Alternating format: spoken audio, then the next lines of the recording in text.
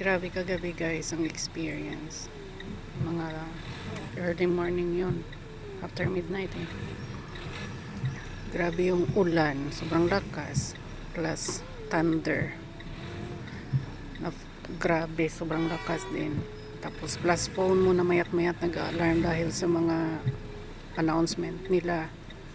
Tapos ngayon sa radio maririnig mo last night daw sobra 1,000 calls ang na-receive ng police, ng fire truck dahil maraming natumbang mga kahoy, sasakyan na nahulugan, mga baha.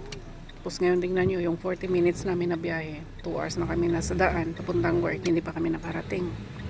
Lahat ng street almost naka-block, closed. Hindi mo alam kung saan kadadaan, as in super. Plus may line ng metro station na binaha daw. Oh my gosh, sobrang hard.